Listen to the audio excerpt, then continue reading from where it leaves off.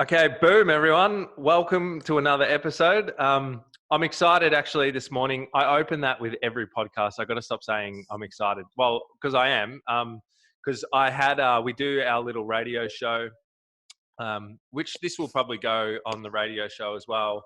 But Dale actually who's our guest today, came in and did a show. Oh, was it last year or earlier this year? Yeah, I reckon it was December last year. Yeah, so late last year, which feels like just the other day, by the way, and it's already like halfway through the year. How crazy is that? Yeah, so and I'm excited about it because I was having such a great conversation with Dale, but just the nature of the radio, you have to kind of pause and it interrupts your flow a little bit. So yeah, I'm excited to really kind of get into it today. So how are you, mate? Yeah, good, buddy. A little early in the morning for me to be doing this, but it's 8 o'clock on a Saturday, but I know. I'm good. I'm good. You're a good sport. Voice is a little croaky. It needs more coffee. No, I like it. It's kind of like the husky, sexy voice or something. You know what I mean? Glad you think so. That's right. So mate, yeah. Look, we've had a conversation before. Maybe some people listening to this have heard a little bit of your story, but I want to kind of go back in again, and as I said, have the conversation flow because it is a really cool story, and I'll explain why I think it is. And yeah, I sort of want to reminisce as well because Dale's actually someone that has kind of been a little bit ahead of me in his journey in recovery in terms of time and progress with different aspects and stuff. And just by being around Dale, I guess he's kind of, been someone that's really helped me in my journey. So I'm excited to kind of delve into some of that stuff too, because every time I talk to you, you're kind of at this stage and it feels like, and then I'll get there and then I'll think, I was talking to Dale, he was there a year ago and now I'm somewhere there. So yeah, so I'm looking forward to I always look at the other way around. I see that you're there and I'm going to go, Jack's doing that.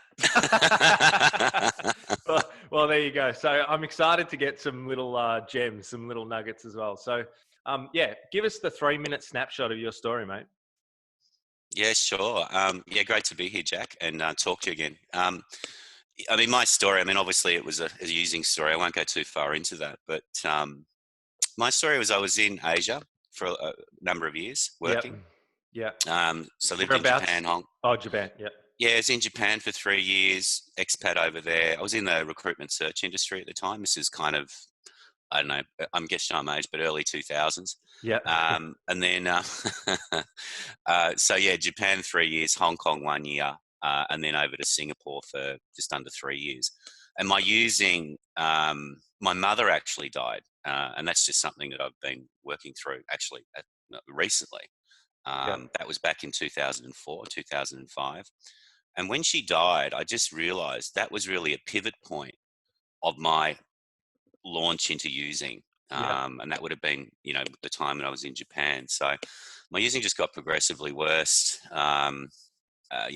different substances, that type of thing. I won't go into details on that, but, and then Hong Kong, Singapore, and then just in Singapore, I was at a wit's end. I had, psychosis, all the, typical things that you've heard in the, the 12-step rooms. And, I just needed help.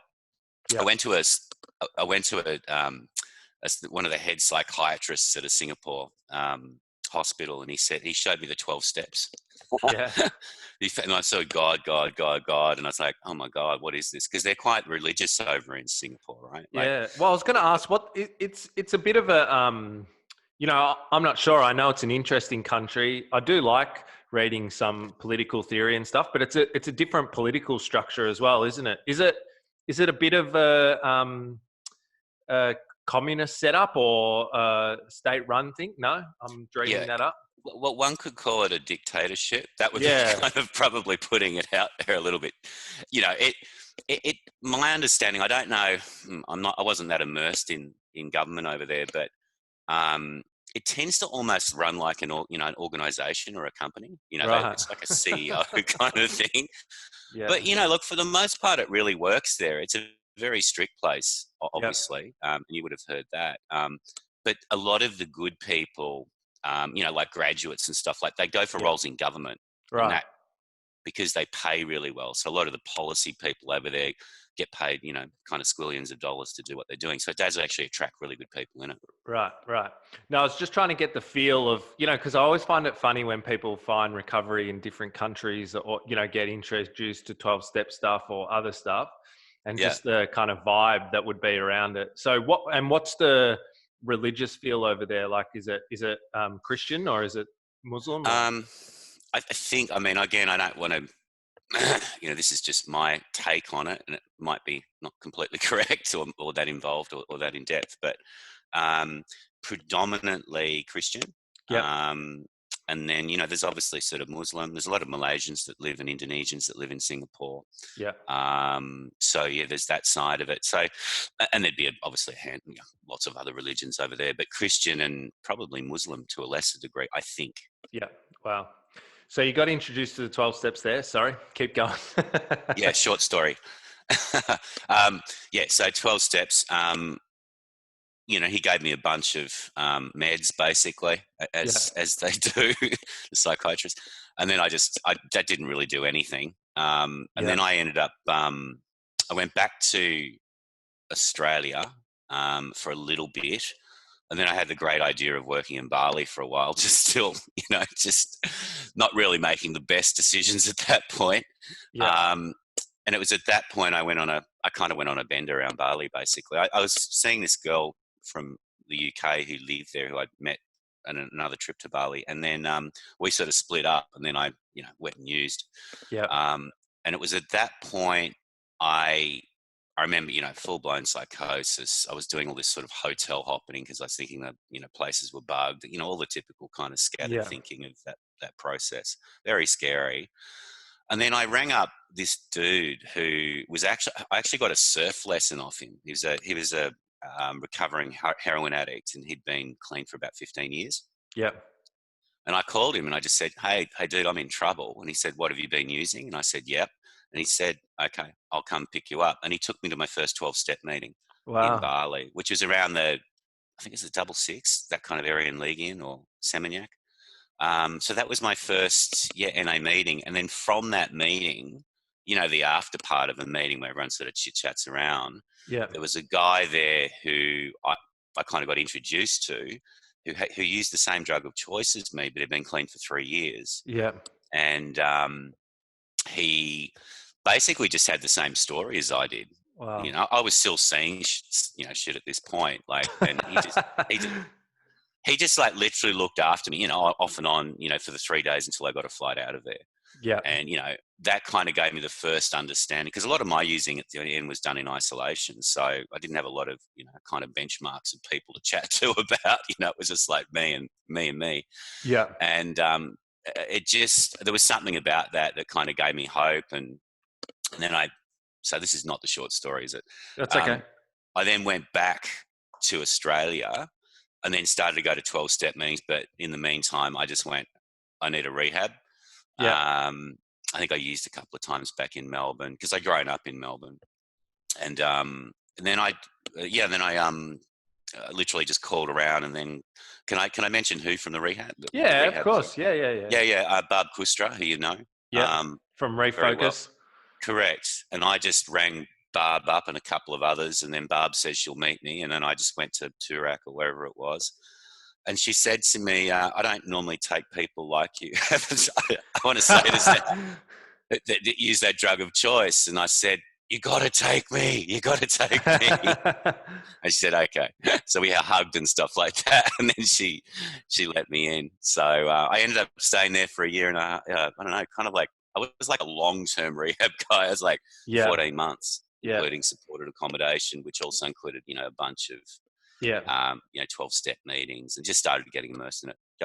Wow. No, that's interesting. So the thing I wanted to ask you about is kind of knowing you a little bit, and for the people that, have met you or check out your stuff and listen to your backstory. You said that over in Asia you're doing recruitment, and that Correct. did you say an expat as well? So you served in the Defence Force? No, no, no, Ah, no. Expatriate, as I was, I was sent over by my company. I got the housing and right, all that. right. No, I Okay. wasn't in the army, mate. No, it's Okay. okay. Okay. I was like, That would wow. make an interesting story. We could go off on that tangent. No, Oh, geez. it was recruitment. Okay. There you go. So, no, but yeah, it's so very, and I imagine, yeah, if you're getting sent overseas, it's a fairly kind of, in society's terms, like good job, all that stuff. Yeah, So yeah, like, and yet the addiction stuff was still kind of in the background going on in your life. Yeah. completely. Yeah. I mean, it was. I mean, substances to me, they were fun, right? They were an escape. Yeah. The things they did for you and they did for me. Like I could go out, uninhibited, um, let go of that kind of inner critic, basically, Yeah. in a flash. Yeah. And that's why they were so appealing, and I love them. There's no Yeah. other thing to say. I just loved it. Yeah. So interesting. And the thing that I really want to ask you about, because this is what I love when I talk to you, is that you're open to kind of talk about it and demystify it a little bit. Sure. Um, Talk us through all the 12-step stuff, because it's such a been doing a few of these interviews with people lately, and everybody has such a different experience with it and explains what it was like for them when they first went to 12-step meetings. Some people like it, some people don't. What was that whole thing for you, and how did it all kind of come together, and what was your experience with it? So the actual 12-step meetings themselves, or the whole process? The whole process of, The whole yeah. thing. Yeah. Okay. So I'll contrast it with rehab because that was kind of really my first, pretty much my first foray into 12-step meetings. So Yeah. probably like, unlike some other people, I actually found 12-step meetings light relief. They Yeah. actually suited me quite well because I was Yeah. pretty good in talking to people. I Yeah. didn't have a problem, chit chatting. And so it's kind of a social thing for me. Yeah. Um, and it how to explain it it's hard to kind of cast your mind back 10 years ago when I started going to them, but um I got freedom out of it, Yeah. literally by turning up. And I often sort of look at 12-step meetings is that I just hear my problem just replicated right across the room. Yeah. By the through that identification, I understand I'm not kind of terminally unique in Yeah. terms of my problems. I mean, I might have a different story, but it's the same problem. And then when I see people like yourself or Yeah. other people recover, I see a freedom that starts to kind of come into their being. And I just start seeing that popping up everywhere, within the rooms itself. So there's an energy in that place for me, particularly early on, that just resonated with me. And it just, I don't know, I just kind of took to it like a duck to water. And I just Yeah. kept going and going. And I did the 12 steps. And that process was profound as well. Yeah. You know, So did would you have a you, question? Yeah. yeah. So would you say that that's like been the biggest thing, like the biggest part of your recovery is doing the 12-step stuff and really getting immersed in that?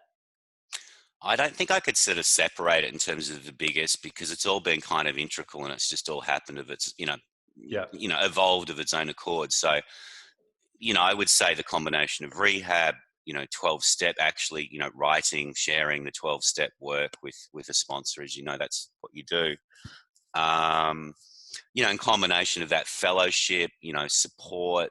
I mean, if I go to later times now, it's more meditation for me. Yeah. That's kind of like really integral into my recovery without the dependence and need of other people. Yeah. Do you know what I mean? I'm not saying I still do 12-step meetings, but not as many as I used to. So yeah, it's a combination, Jack. But I think doing the actual written work and sharing it with a Mm. sponsor has been really fundamental for me, and starting to work the steps into my life, the principles, so to speak. But yeah, combination. I don't Yeah. know. So that's interesting because, and the reason why I guess I want to ask you more about it is because Yeah. it's the biggest question I get from people when they listen to the show or they're interested in recovery and just getting help is, you know, what the fuck is this 12-step place? No, right? What actually happens there? Like, all that stuff. So you kind of mentioned the written 12-step work and all that kind of jazz. And so what is that actually? Like, what are you actually doing when you do 12-step work? Well, for people who don't know, I suppose this is kind of targeted, or even people who are just new in recovery. So, Yeah. you sit down with a sponsor. I mean, I think at the time I was using the Narcotics Anonymous, steps working guide, which you can purchase. And what you're actually doing is, depending on your sponsor, you And a typically go sponsor's away. like a mentor? Sorry, yeah.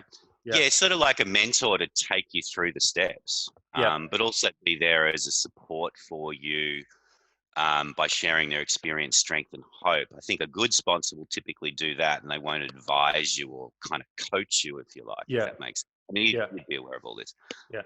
but that's for the listeners who are new.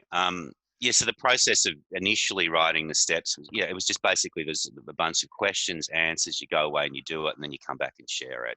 Yeah. And there's a 1, 2, 3, 4, 5, up to 12, 12 steps with a series of questions underneath each step, and you just do it, share it. Yeah, that's Yeah. kind of what you do. And then with that, perhaps not the first time around, because I've done it about, I don't know, not about 5 times even, I think, or 6 times Yeah. maybe. But you start to actually put that into your life, if you like. Yeah. That's the key. It's not just writing it and do it. You start to move it into your life and integrate it into your life, Yeah. inside the rooms and outside the rooms. Yeah. Yeah. That's for me anyway. Yeah. Yeah. No, that's perfect. And it's just really good because I guess yeah, like it's something that I know that helped me, and it sounds like the same for you, was that when I was coming into recovery and all this stuff, one of the things at rehab, and being around, I guess, kind of professionals that knew about it and stuff, was that they were able to like contextualize it for me, and Yeah. just explain kind of what was happening and what I was doing, because I often think about places like that for people to walk in cold. It would be really hard to sort of understand what the fuck's kind of going on. You know what Do I you mean mean? into the rooms directly That's as right. opposed to Yeah, going through a yeah, rehab? yeah, Yeah, yeah. agree. Completely. And like I remember somebody said to me, like, like you said, like the steps is writing and doing that stuff, but what you're actually doing is changing your like behavior. You're writing about some maybe inner demons, stuff that's happened in the past, and trying to clear it out. You're actually working on yourself, and that's kind of the nature of what you're doing in the 12 steps. And then I remember when someone told me that, I went, oh fuck, okay, because like I just like didn't get what it was. You know what I mean? That was it, right? You just Yeah, didn't understand what it was. yeah, You that's looked right. at that shit on the wall and you're like, what does that mean? That's right. I was the same, like pretty much. But I had the rehab as well. So I got context as well, Yeah, through Gordon's story at the time, as sadly passed away a few years back yeah. now, or over a few years ago. So tell us about Gordon, because in the recovery community, I guess Gordon was kind of a larger than life figure and helped a truckload of people. Sure Um, did. yeah. So how important was it meeting people like Gordon and just having Gordon Barb and himself? stuff. Yeah. Oh, look, it was pivotal. I remember hearing Gordon share. It was at a TURAC meeting. This was just before he joined Refo, which would have been around, I don't know, late 2010. Yeah. And someone had said he's coming to Refocus, and I heard him share, and it was just the coolest share. And I'm like, he's got to be my counselor. I want him Yeah. as my counselor. He's talking about Peruvian cocaine and, like in his German accent, right? And I'm like, this guy's so cool. But he had a real calmness and kind of strength about him. Yeah. Nothing kind of looked like it phased him anyway. And his counseling was amazing, both in an individual and group level, because Yeah. he was doing group therapy with Barb at the time. This was at Refo. Yeah. And it had this beautiful, I mean, the way I always looked at it, the Barb had she was all about behavior change. Yeah. So it was almost, you change your behavior, you change your belief systems, and then Gordon would come in more around the belief systems. Let's Yeah. unpack that. What are you thinking? How's it making you feel? And unpack and unpack and unpack. So it's that kind of twin combination which just works so well together. Plus the individual counselling with Yeah. Gordon as well. Yeah. Yeah. Yeah. Amazing. So, um, okay. So it sounds like you had quite a journey from, I guess, first discover like reaching out and asking for help back in Singapore to kind of coming full circle and really getting the hang of the recovery stuff. Yeah. You mentioned that it's kind of been 10 years now since you've been in recovery. So, Hmm. um, like, how do you talk to people about recovery now? Like, how do you describe it to them? How do you describe the process? Like, how do you kind of almost label yourself as well? Like, you God. know, how do you think about all this stuff? Well, I mean, it's more important to me now than it almost was then, still, Wow. because I just get so much freedom out of it. Like Yeah. it's kind of like a bit of an addiction in itself, if I'm honest. You know, like you can just keep going recover. Oh, I gotta, you know, because I can become a little obsessive around recovery too. Not necessarily going to meetings. That's, you know, it's more doing the meditations. I'm doing this thing called the Course in Miracles right now, Yeah. which is a kind of well-known, not maybe not that well known, but it's sort of a little bit 12-step-ish, but Yeah. kind of slightly different. Um, so how do I haven't bloody forgotten your question, but um, you know, again, like recovery is more important than ever to me now because it's really found what I discovered with recovery. Let's go back a little bit. As I started to do the step work, you know, you look at your inner demons and, you know, like you said, your thoughts, feelings, resentments, and God knows what else. It's almost like it kind of clears who you think you are Yeah. and it starts to reveal who you really are. Now, Yeah. I'm not going to go too kind of, you know, godly in this particular podcast, but Yeah. there's something about it that shows you who you think you are is not actually who you are. Yeah. And that was the biggest, that has been my progression from day one when I got into recovery to who I am now. Who I think I am continually changes and I become lighter. I start letting go of old experiences, stuff I'm not even aware of. Yeah. Like, I'll give you an example. I touched on it earlier. So, and this is the spooky thing with recovery, right? We're kind of a cool spooky. So the partner at the time, um, I, you know, we were having, let's say we're having a couple of issues in a certain area of the relationship. But what was revealed to me through her, and then it was through my business coach, who's a doctor of psychology, once I'd done Yeah. some meditation, was that I hadn't let my mother go properly, who died back in 2005. And I was carrying that into my relationships because it had like a codependent kind of pattern, if you like, Yeah. meaning I was afraid of loss in relationships because I was kind of afraid of losing my mother, you know, because Wow. I was not there when she died. I was overseas. So it was very sudden and uncertain. So, I mean, that's kind of a very much personally revealing something to you, but you can see the benefit of that. Recovery really Mm. enabled me to do that. And it Yeah. was actually through a meditation that came up and my business coach spotted it, you know. Yeah. Um, so that in itself, when I thought I'd grieved for my mother properly through the early years of recovery, and I hadn't, and I was taking it into my patterns, into my relationships, Yeah. you know, that was pivotal. And then from that point, I became, you know, even in that sort of moment, I became a lot sort of stronger and kind of more in my standing my own two shoes, not because, you know, I was kind of taking that fear of loss into a lot of Yeah. situations, interestingly. So that's what recovery does. It's not all kind of, you know, flowers, you know, sunshine and, it's tough, but Yeah. what you happens on the other side is you get this massive, you know, piece of freedom after going through something like that. So, you Yeah. know, that's just an example. Yeah. So, and it sounds like that kind of inner work has just been massive for you and continues to be massive. Absolutely. And, you know, what I do is take that into my coaching these days. So, Yeah. which we'll talk about probably a bit later, but, so what I understand is whatever I've been through, I can actually help other people through. Yeah. Um, so I really bring that into the coaching that I do. I mean, I do private coaching and counseling, but so if I've gone through a relationship breakup, through fear of loss, through having codependency, and I've done whatever recovery work I need to do to grieve that, Yeah. but also separate my stuff from, you know, my heady stuff or whatever, and then I can talk people around the tools in terms of how they can sort of move through these things. Like, Yeah. it's massive. Yeah. So that's why I've got such a passion for it. And kind of I have a little bit of a, I kind of throw myself into quite challenging, like the 21-day silent meditations and all sorts of things, because I don't know, like there's something about going through that darkness that, I don't know, it's not like an addiction. It's just, it really breeds this kind of ability to move through change and be resilient and, Yeah. um, kind of get to the depths of my shit and let go. And as I said, lighten as a consequence. So, Yeah. and it increases my faith as well, which is Yeah. really important to me.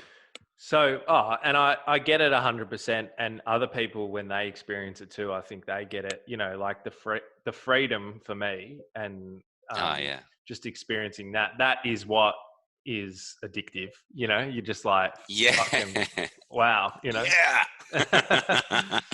it can be a bit of a nightmare getting there sometimes, but Oh yeah. it's good when you get there. Yeah. For sure. For sure. So, you mentioned the 21-day meditation, and you were kind of saying before that now that's like such a big part of your practice and stuff. Can Mm, you can you talk us through that? Because I think, like the 12-step stuff, it's another one of those things. Meditation, it's becoming more of a conversation in popular culture and stuff now, sure. but it's still very kind of mystical. And I think as I'm talking to you, it's one of the things about the whole kind of recovery movement that's really confusing to people is a lot of the concepts that you have to roll with and try and master a little bit to change are quite strange and very, very different to anything else that you do. Yeah. So it'd be awesome if you can talk us through that meditation, because I know that I'm no pro in Mm. that area.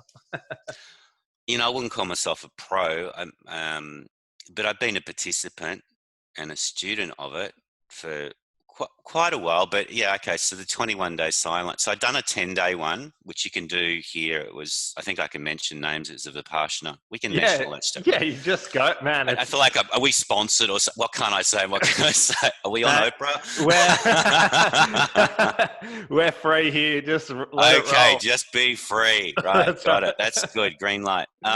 So I did a Vipassana meditation in Wuri Alec, which you can do. It's near Healesville, which probably some of the viewers may have done before. But Is it that was fucking a hard? 10. Yeah, that was 10 days, and it was actually a mate of mine, Pete Harvey, who you might know from Yeah, the yeah, yeah. I know, rooms. Pete. Yeah, yeah, yeah. And then there was a bunch of other stuff, like I think Greg, big Buddha Greg had done it a few times. Anyway, I got told to do it, and I just went, okay, that's what I do. And then I think Gordon's story had told Pete, this is when Gordon was alive, this is 6 years ago. He said, just stay, don't leave. So he had that kind of reverberating around it. And then he told me the same advice. But yeah, you want to escape every day. It's like 14, it was, I think about 12, maybe 10 to 12 compulsory hours of meditation. You could do some extra, but you just get up. In the Wuri Alec one, you can't interact. It's all silent. So you got three guys staying in your room. So there's like a big room and, beds at the time. And all the women and the men are separated. You kind of do most of the meditation at the large hall. And you literally just, the Vipassana was very much just, do you want me to go into this in a level of detail? Yeah, I Or? love it. All Yeah. right. So the Vipassana in the one that they do in Australia, which is, I think, an Indian guy, I can't remember his name, but who was the guru who's now passed. But so it's just initially, first 3 days are just feeling the sensation of breath from Yep. there to there, right? And then any thoughts that come up, you're just supposed to sort of equanimously, just kind of what I think that's the word they use, just let them go, not Yep. attached to any thoughts, visualizations, because you start to get some pretty cool visualizations. Being like an addict, you're like, oh God, I really want to just get into that one. Yeah. Anyway, so you just do that, and it really helps. It really quietens the mind, and then for the next 7 days, it's you start to do the Vipassana proper, which is effectively doing, like, by that time you're so kind of mind's pretty still. You start to actually just feel yourself through awareness go from head to toe, and you just feel yourself like energetic current.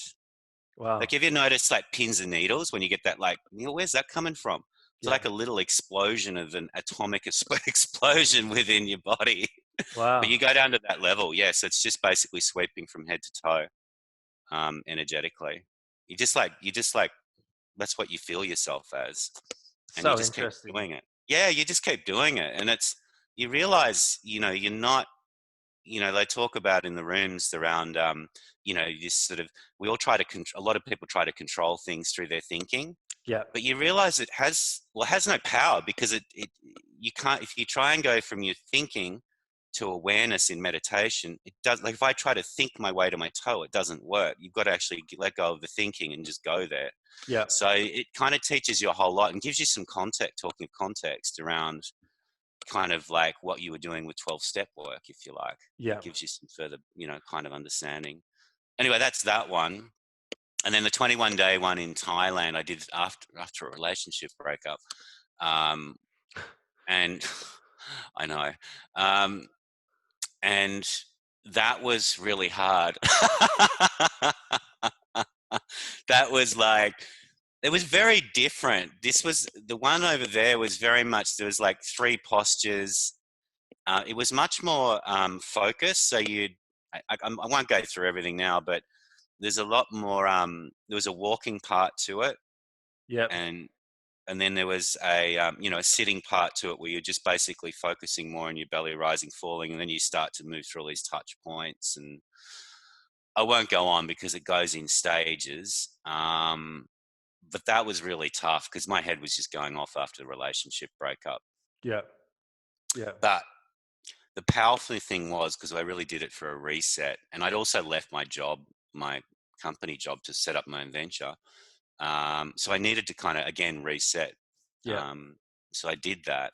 Um, so that's a little bit about my experience around meditation. And then I sort of a bit more gentle on myself these days. I put some Yeah. nice, kind of angelic music on, and I breathe. And again, I'm doing this Course of Miracles thing at the moment, which is really good.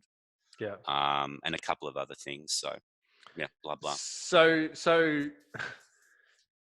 did you say 14 hours a day compulsory that you have to meditate for when you go to these things? Is that right? No, it was about, I reckon, 10 hours compulsory at the one in Woorolloc, the Yeah. Australian one. The one in Thailand it didn't have that kind of compulsory thing. It was a bit Right. more leave it up to you, Yeah. although you were suggested to do 10, I think. And like when you go and you got the other people around, like the other guys around you, and you said there's no like contact. What are you just Mm. like? No, you're just not meant to like look them in the eyes, or Yeah, yeah, yeah. Oh, well, exactly. But it was really weird. Like, I remember one time I went into because, you're all sort of like, like, you yeah, can't really do any body language, like how's it going or anything like that. So, but I remember opening the door one time and this guy he was a pretty cool guy actually, because you speak before you go in because you all meet each other, right, and then right. you get like 2 hours before it goes silent, and then I literally open the door and he's there and we're just both gone like that and just like laughed our heads off. So like you have those moments too. Oh, that's funny. Um, wow. I don't know. It's kind of. I almost just want to do it to say that I've done it, but it sounds intense. Sounds intense. Yeah, yeah. I don't know. Like it's not for everyone, I guess. You just do what you want to do. And what's it like when you like finished? You know what I mean? Like, do you just kind Oh of feel God. weird? Like, what's it like talking again? Oh, I was just, I was like, blah, I was just like talking to everyone because by that time, they can talk to the women as well. So that was great. And at the time, I'm like Yeah, talking. So I loved it. So what was your question? Sorry, I've just yeah. forgotten. What's it like? What's it like just coming out of it and then Oh talking yeah. again? Well, the talking's great. You just talk and you say, oh, how was it? And you kind of download because you haven't talked, you haven't had any stimulation like visually that much, or Yeah, so it's this whole new world basically almost. yeah, yeah, But the great thing is after it is you can literally not get distracted. Like you can just sit and you don't have to kind of reach for the food or reach for the ciggy if you're a smoker, or get a you can just literally sit with yourself, yeah. which is pretty amazing. Yeah, you don't have the need to do much, in a good way, need to really do that much. if And that what do makes you, and sense. when you're doing it, like, what do you just kind of eat minimum food? Like they just kind of cook some stuff for you and that's it. There's no like, I imagine there's no like tea or coffee or anything like that. The one in I'll always find a coffee somehow. Like that's just who I am. The one in where I like that had some powdered coffee. So actually, you could have a coffee in the morning. Well, Um, the diet on but in both in the Australian one was vegetarian. So yeah, they just do. I think they do like some cereal in the morning and vegetarian stuff for lunch. The food's pretty good actually. yeah, And the one in Thailand was they allowed you in the first 2 weeks to go over the road, and I found this little coffee shop, so I was able to kind of get good brewed coffee. yeah, Um, but the meals over there are all Thai, but you can do vegetarian or meat. But I chose vegetarian. But the food over there is it's Thai. It's really good, but it's really cleansing. But yeah, it's all done to kind of have the optimum kind of like food in your system, so you're not like too full yeah, to actually meditate. If you meditate and you're really full, it's just really hard. Like, yeah, it's just kind of done at an optimum, so you can be at an optimum when you're meditating. yeah. So interesting. And so just overall, that kind of practice, but just in general over the years, like what does meditation actually do for you? Like how has it helped? Um, well, it's like it's practice. You can't just kind of do it and stop it. Like you Yeah, got to kind of keep doing it. It's like that whole "just for today" thing. yeah, that you, for viewers don't know, that's one of the sayings in the 12-step rooms. So it's all about a daily program. So look, when I do it, typically I don't know. I just connect more. I always say I connect more to who I truly am when I yeah, do it. yeah, I let go of, maybe some, kind of thinking about worry or whatever it is. So yeah, it's a really good thing to do if you can. And I'm certainly not perfect at it. Just doing it first thing when you get up. yeah, I find, 10, 15 minutes. I try to do a bit more because I can at the moment, but yeah, 10, 15 minutes just of, sometimes that might even just look like you don't have to close your eyes. You can just like look at a plant and breathe. Just yeah, focus on your breath, like whatever it is that you can just be still and just breathe and, not get too attached to your thinking. yeah, yeah. And is that really what it is? It's because that's something that I've always struggled with meditation is like I don't know, maybe it's like the kind of addictive part of me, but like yeah, I always want to just almost like close my eyes and fucking transcend into like some mystical dimension, you know? And it doesn't happen and I'm like, ah. Damn. I Like tried. This is the second time I've done it. It hasn't happened yet. is that all? Because I've kind of gone on searches and found all these different kind of people that say different things and stuff. But a lot of the monks and stuff that I've listened to kind of talk about it. You know, what I would say the genuine meditators in the robes and all that kind of stuff. Oh yeah, yeah. They all just kind of talk about it being in one form or another, something that allows you not to attach to your thoughts and something that kind of allows you to take control of your mind and focus your um, attention on so that you're in control and that you're not sort of just like reactive, and then, Pretty much. Yeah. yeah, yeah. And That's it. yeah. So how does like explain how that helps with recovery though? Like how does being able to not attach to your thoughts, focus on what you're thinking, how does that help you to stay, I guess, sober or whatever it is and Okay. have a Yeah. good Yeah. life? Sure. Um. Hmm.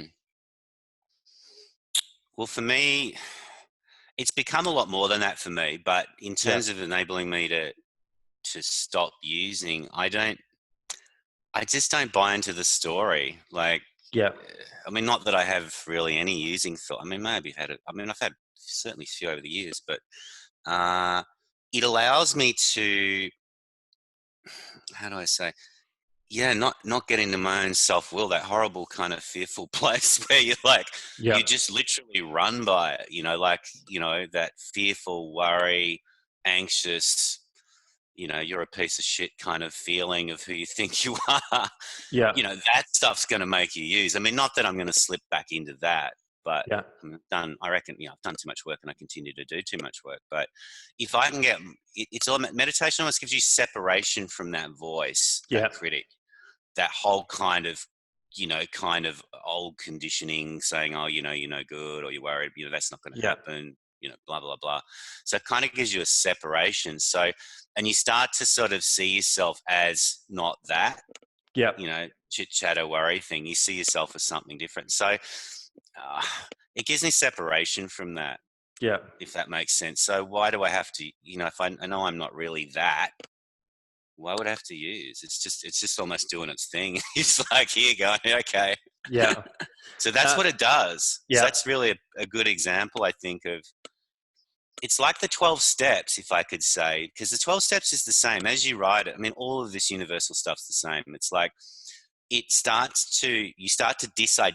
Gordon Story used to tell me this, this Yeah. is coming from him. He said, what you're starting to do is you're disidentifying through doing the step work as that little voice saying, hey, you're crazy, worried, and all that sort of stuff, Yeah. as that being you. So Yeah. 12 steps is almost a process of separation like that. I'm not that. I'm the feel, whatever it is. It's the same with meditation. It's the same with prayer. It's all the same process. It's like Yeah. it's like reveals you as something different to who that voice is saying that you are. Yeah. Does that So make sense? 100%. And I think it's a really good way of explaining it is that it separates you from that voice, because everybody that has been through addiction stuff and wants to kind of change things up says to me, probably says to you, like, yeah, I've just got this constant battle in my head going Yeah. on, this constant kind of noise that's happening. So can I just do something a little bit different here? And I just want to play a little bit of like devil's advocate, because again, I think it's great. Like, yeah, you're just so open about your experience with 12 steps and how much it's helped you in terms of that Mm, recovery. Um, because and I want to do this because, yeah, people have so many questions about it, and often people aren't kind of upfront and honest about their experience in 12-step mm. recovery and stuff. So yeah, can I play devil's advocate for people that I'm a are bit listening? worried by that. What does that mean?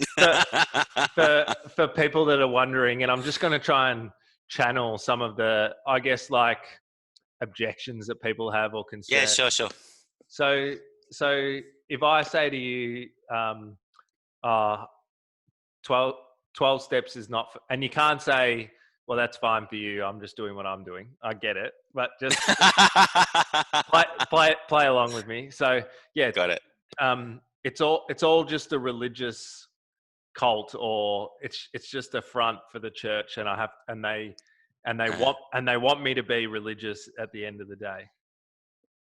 Well, I just say, to that, from my experience, you can be exactly who you want to be. No one's telling you what to wear, what to do. No one's advising you. I mean, some people might do. I mean, it's going to happen, right? People are people, but um, it's actually, you develop your own program by going in there, and Mm, the benefits are just. And hey, here's an example. I don't have any religious kind of, yeah, it changes Buddhism, Christianity. Like, I don't have anything. I develop a relationship with a higher power of my understanding, yeah, yeah. but it ain't no church. So talk us through the higher power part, because Okay. again, that's a big thing for people. Yeah. I didn't know whether to say anything around that. Like, cause some people have this kind of objection around God or high power, or, Yeah. what are And you smoking? and this is the thing, because and this is what I say to people is that and this is why I want to kind of get your experience with it as well and flesh it out, because I just tell people to kind of do whatever works for them. If they like going, keep going. Yeah. Awesome. If they don't like it, well, then don't go. But you know, and I always tell people, yeah, that's where kind of I started my journey, and there was heaps of good stuff. There was like heaps of stuff that I really struggled with and still struggle with. But it's kind of, yeah, about finding your journey and your path and stuff. So, Mm. um, and I reckon one of the problems with 12-step stuff is that the higher power isn't kind of discussed enough. You know, yeah, Oh, yeah, that's true. That's true. I agree with that. people don't actually kind of talk about it, and then it sort of, I reckon Probably, it plays I into was that just, skepticism of the kind of the addict or the drug user of like, well, if you're not going to tell me about it, does that mean because you're going to like pull out your freaking Bible and convert me later? You know what I mean? Like, yeah. yeah. Well, so what's the question, or is this So, just a chat?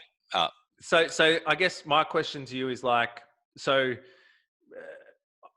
talking from your experience, yeah, what's your experience been of a higher power, if you don't mind? I know it's kind of a personal thing as well, but yeah, and do you have to convert to one thing or another?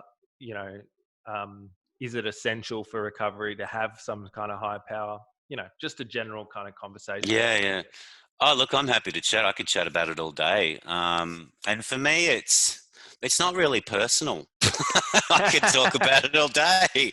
It's what keeps me in here. It keeps me doing what I'm doing. Yeah, Because, yeah, is it essential to have? I mean, I think it was talked about initially from Gordon as well. All you need to know is that there's a power greater than your conditioned mind. You know, your yeah, conditioned mind is that, you know, the stories, the concoction of who you are, and, you know, based on all the old belief systems and the thoughts. And yeah, so all you got to recognize is there's something larger than that. So that doesn't actually really have to be religious, right? You could actually be talking about what's going on in your conditioned mind, and as a consequence, you're actually outside of your conditioned mind because you're saying what's going on in it. That's a high power in itself. If that helps people who have a yeah, thing against God. But my experience with God, and I mean, I call it God, call it high power, or, you know, Buddha, or whatever you want to call it. And I don't have a problem with anyone that anyone calls God. I don't care. yeah, Um, it's like an experience, right? Gordon used to say, and I keep throwing in Gordon because, you know, he taught me so much. But I've gone on and I've taken what Gordon said, and I kind of go off and do it my own way and help other yeah, people through that. That's what he's done, right? That's his legacy for me. I don't know where I was going with that. I've forgotten. um, but yeah, sorry. He used to say the second step, you know, first step, second step, we came to believe that a power greater than ourselves could restore us to sanity, which is the second step for people who haven't read them before. He changed it around and said, we came to experience yeah, because he used to say the last thing we need is another fucking belief, you know, another belief, right? We yeah, experienced it. And so my experience, my higher power of God, it's like an experience. yeah, yeah, It's a sensory feeling. And the other thing that I do with, you know, as much as possible is surrender what I think it is.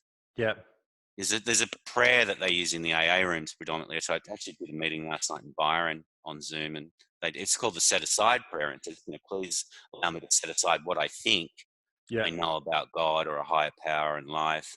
So you're continually surrendering it, and then through that, you're just getting your thinking out of the way all the time, yeah, and just out of the time. So you actually experience more and more and more. But my higher power today, it guides me through everything. I mean, I'm living my life by it. Like, it yeah, pulls me in certain directions. For me right now, it's about getting really sensory with it. yeah, I start to get visuals about what I need to do. I get a pull somewhere, or someone calls me. You called the other day. You know, when you called, I just done a 3-day water fast, yeah, deep meditation. And then all of a sudden you've called and said, right, doing a podcast. And then I had some press that called from, you know, regional, my men's groups. And, yeah, you know, there's a whole bunch of stuff that's happened. Like, I didn't do it. Like, it just happened. The consequence, I think, of this kind of surrendering. yeah, So yeah, that's the sort of shit that happens. It's stuff like really, really good stuff happens. yeah. Wow.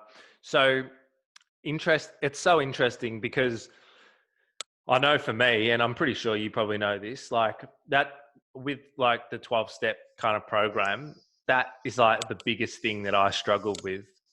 and still largely do now, is just the high power stuff, and kind of Yeah. thinking about it, because I probably come at it from a very, very different angle, whereas that I just find it so hard to kind of believe that there's something else kind of guiding it. I sort of have that more atheist, I suppose, thinking around it.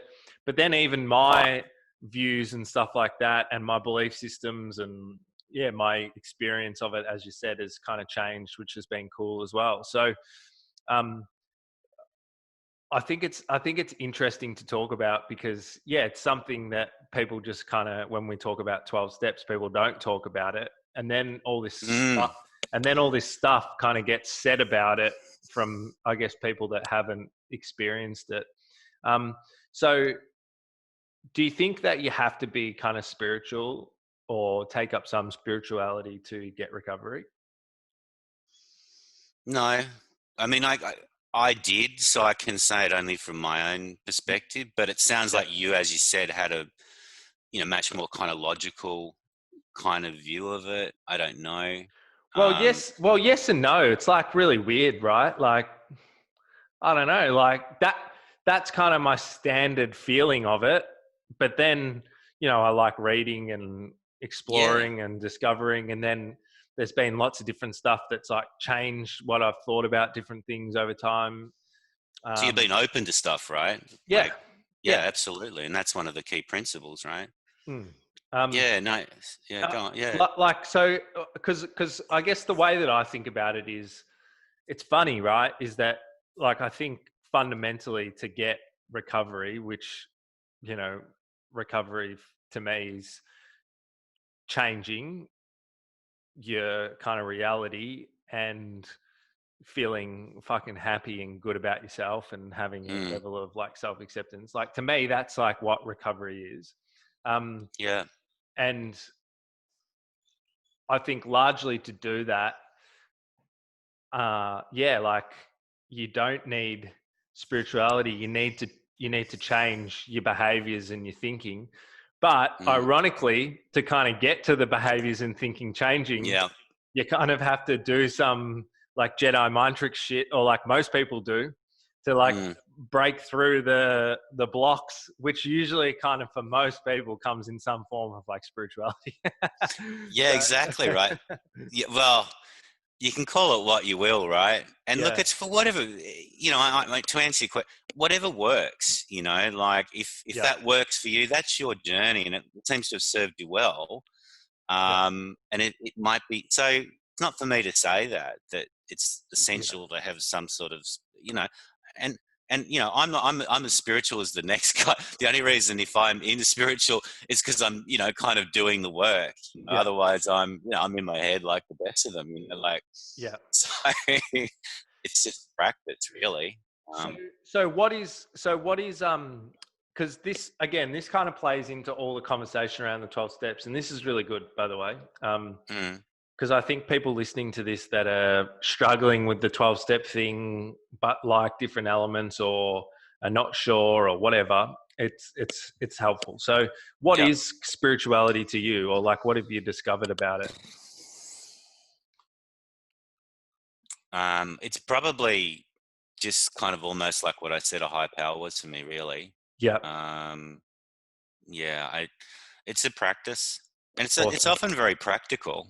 Yeah. It's not all in kind of seeing great visuals and stuff. Although you can, like, mm, yeah, it's a practical process for me to get there, and I've got quite a logical mind as well, so Yeah. that can help me, but it can also impede me as well. But I'm glad I've got it because it keeps my feet on the ground. Because Yeah. you know what I mean. Like, otherwise, I could be in a cave somewhere you never hear from me again. Yeah. Like, not saying that's a bad thing, but for me, I like to take steps in the world we're in. Yeah.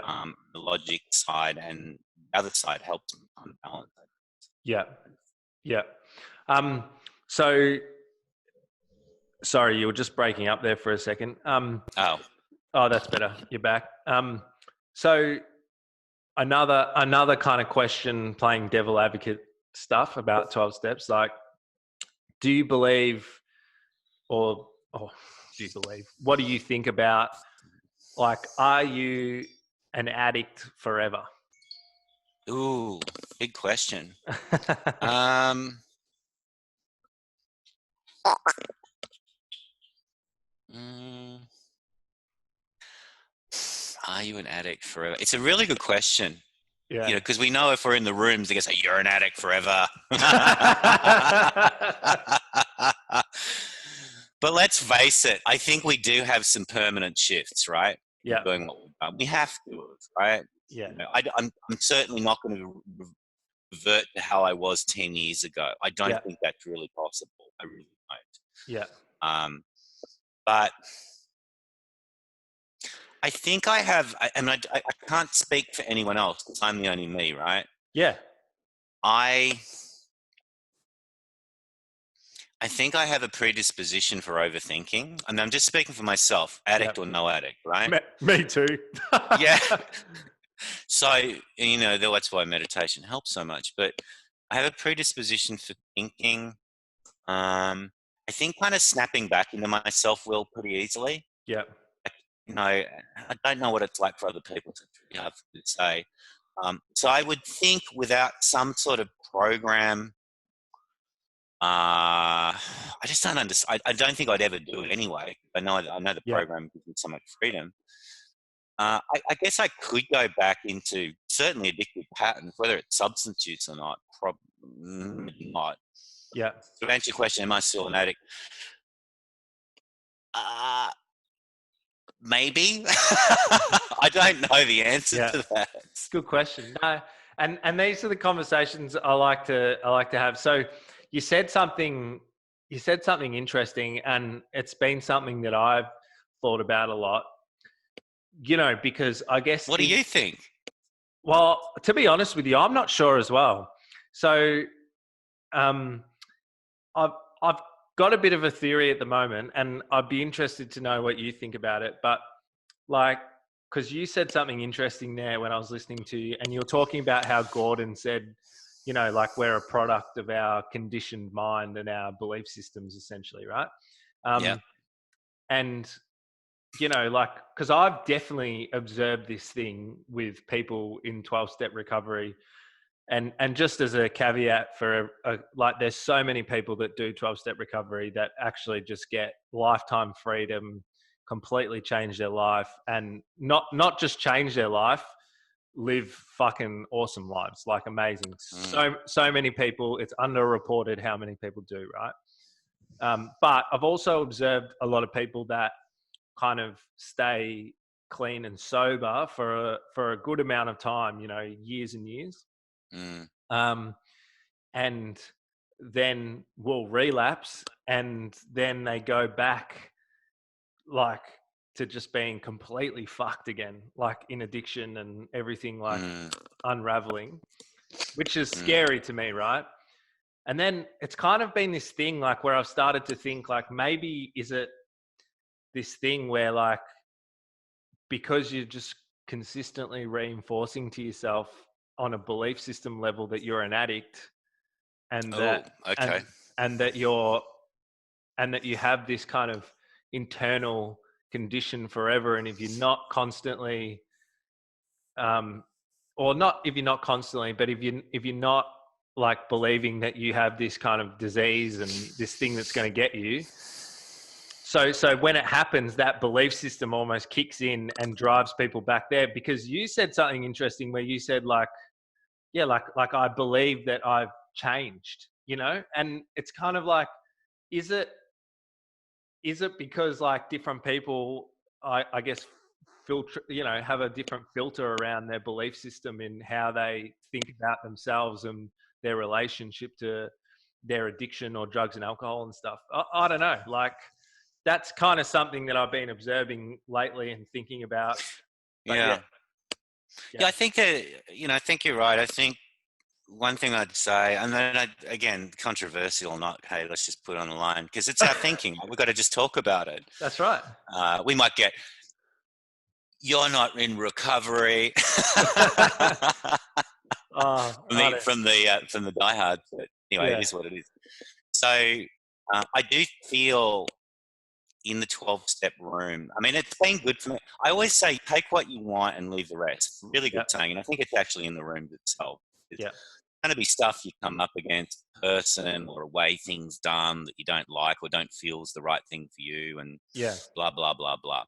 But what I do see is, how would I say it, mate? A lot of people, I say a lot, quite a few people in the rooms, they tend to sort of get into this, oh, I'm just an addict, or I'm an addict. Maybe it's more in early recovery, a little Yep. bit more.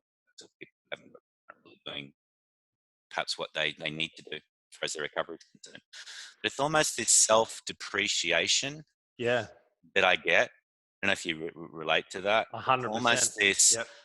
like, I'm an addict, nothing's going to happen for me because I'm an addict. And it's Yeah. almost this kind of like continually putting themselves down. And, and I wouldn't say that's the problem of the room, but because you get some meetings where it doesn't exist, but there is a bit of a, if it's not done in the right way, the 12 steps, I found, and you got a good sponsor. The whole purpose is, yeah, you're not sort of there to sort of beat yourself up with the process, Yeah. right? That's actually probably the thing that people would, so taking you through the steps, need to pick it up really quickly. It's Yep. not a bashing of your process. Yep. It's seeing this as not you, right? Yep. And you're just picking apart what's not really you, but you really think it's you. So I get a little bit of that resignation within the rooms around, oh, I'm not good enough, and they also get a lot of people that go into the rooms and that's their life, and they don't really do anything outside of it. Now that's their life. They can Mm. choose to do what they do. But I choose to definitely go into the room because I get something out of it. But I try not to get too much into the doctrine because I think people can kind of bash the book a little bit in there, Yeah. and that takes away from my own individual process. Yeah. So Does that make interesting. sense? 100%. Hey, you just kind of, it's not too bad, but you're breaking in and out a little bit Oh, on your mic. And it's like super interesting conversation that we're having. I'm actually really enjoying it because this is the stuff, and this is what I kind of want to talk about with people because largely I think a lot of the time 12-step programs can get a really bad name. yeah, Because whatever, it's too long and deep to kind of go into it, but because people don't openly have these kind of conversations about maybe how some of the processes happen, and it's misunderstood, by people that, because I know professionals and stuff, right, that just purely believe that it's a religious, like, no matter what I fucking say to them, they're just like, nah, it's religious. I'm like, it's not. yeah. It's like, yeah. So It's anyway, spiritual. yeah. so so no, that's really interesting. So how would you? Because we're going to get on to kind of like the positive aspects of it in a second. Mm, But how would you kind of, given all of that, which is really interesting to hear that you think kind of a similar way about it, how would you advise people that, want to get into 12-step programs and, engage in recovery that way? How would you advise them to kind of cut through the mustard a little bit and get to the awesome people and get to the people that are really kind of changing their life and, doing good stuff? yeah, I mean, I think the first thing is just to show up and actually Yeah. go to meetings, just one step at a time or one day at a time. Yeah. Because a lot of people going in there, let's face it, they're going to be pretty disturbed, I guess, if they're initially going in and they just stop using. Yeah. To just go easy on yourself, just show up, talk to good people, Yeah. um, and then just keep showing up and keep showing up and keep showing up. You don't have to really do anything. You just put your seat in the chair and you just listen and share Yeah. if you have to share, and just try and meet some people. And then I think at some point after a period of time, just start to look at the people who you kind of resonate, who you would like to be. That's kind of what I did with my first sponsor. I Yeah. said, I want what he's got, kind of thing. And Yeah. I just asked him to be my sponsor. Um, so yeah, just start to look at the people. Try and put aside what you think a lot Yeah. is a real key one. Like whatever you think right at that point, like you're probably not going to be the best person to manage you right now. Right? I mean, just being up, I was like the same, right? Like I needed a 100%. new management system. Yeah. So give it some time. So whatever you think, if that person was rude to you or they didn't say hi or they looked at you funny, just keep showing up because really that's all in your own head. Yeah. And just keep showing up. And then, as I said, as the fog starts to clear a little bit within you, just start. I used just to hang with strength, like I would have hang with people who are like 10 years clean plus. Yeah. I mean, I was a bit older when I got in, but Mm. a lot of those guys were older, I guess. So, but yeah, just hang with people who are clean time up, who are good people.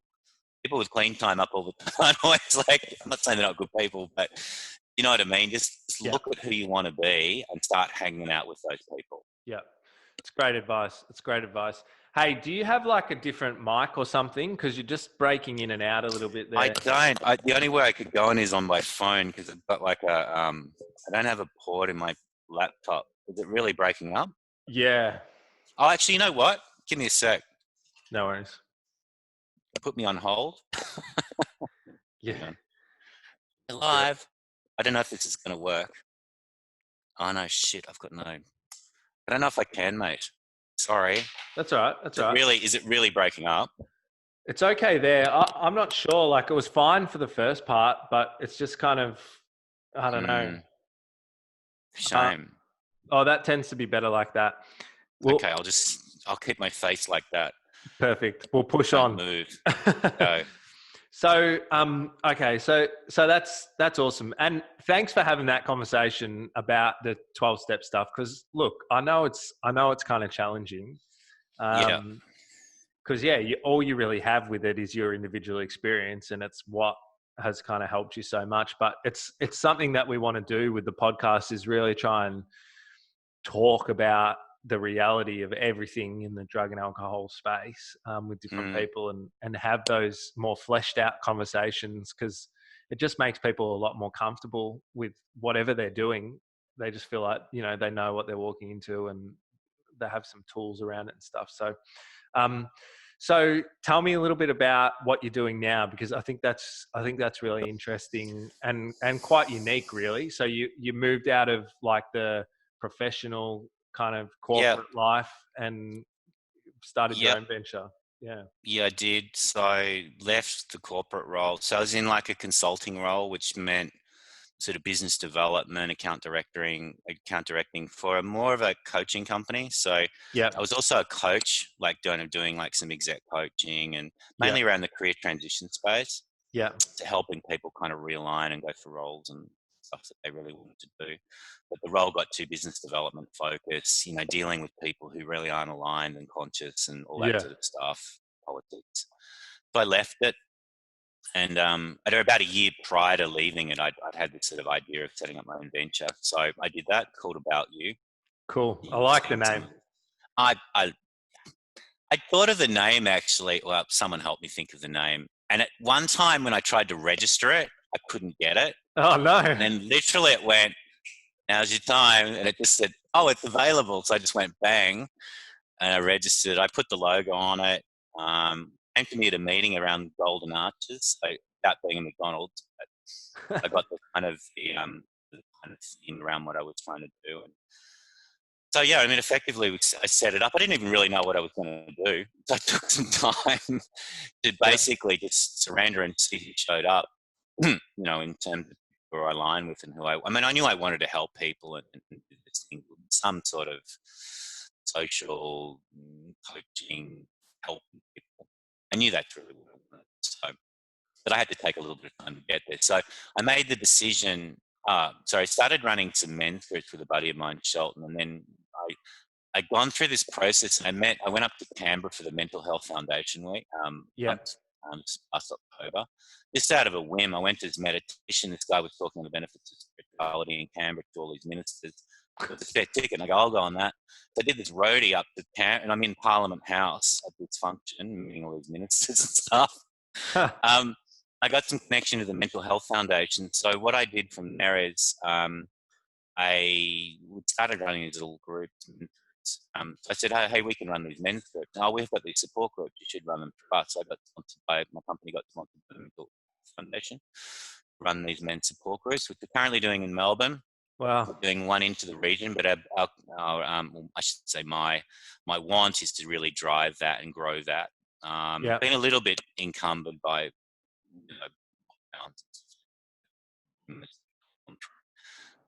but we're looking at expanding that, and I've got some press that I'm going to be talking to in the next coming weeks in terms of building that up. Awesome. It's one of the things, yeah.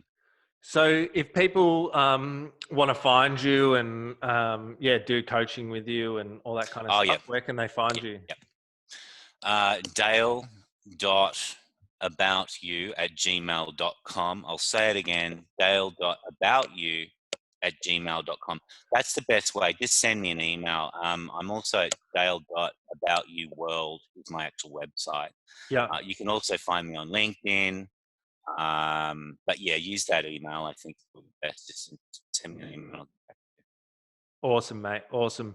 Hey, because I do, as I said, I do individual coaching and mentoring. Yeah. Awesome, mate. Hey, it's been a pleasure. Thanks for having the tough conversations with me and talking a little bit about the 12 steps and the spirituality and your journey and all the stuff. So I really appreciate it, mate. Awesome, Jack. No worries. Catch you soon. Thanks so much. It was awesome. Thank you.